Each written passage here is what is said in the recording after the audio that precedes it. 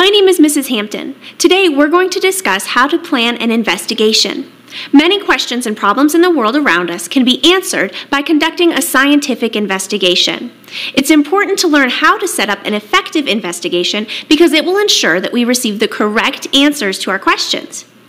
We can conduct an investigation to find out an answer to most questions we want to know more about. For example, say we want to learn more about changing weather patterns during a certain season.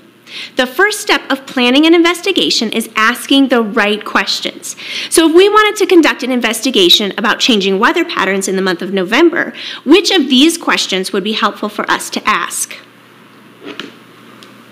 How often do cumulus, cirrus, and stratus clouds each show up during the month of November? How about what is the average amount of precipitation during the month of November?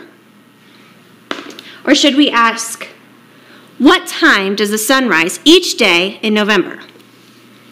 Or should we ask, what is the average air temperature during the month of November, and how many degrees did this temperature change from the beginning of the month to the end of the month? All but one of these questions would get us closer to our goal of tracking weather patterns in the month of November. Can you identify the question that would not help us reach our goal? The time of the sunrise would not help us determine weather patterns. However, each of the other questions would help us to learn more about investigating weather patterns in the month of November. When beginning an investigation, we always want to make sure our questions about the investigation are specific and detailed and bring us closer to our goal of reaching an answer. Another important factor of a good question is that it must be testable.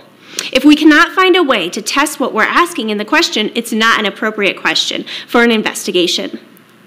Today, we explored how to ask detailed, specific, and testable questions in a scientific investigation. We learned that an appropriate question is the first step in conducting an effective investigation. What is something you're wondering about?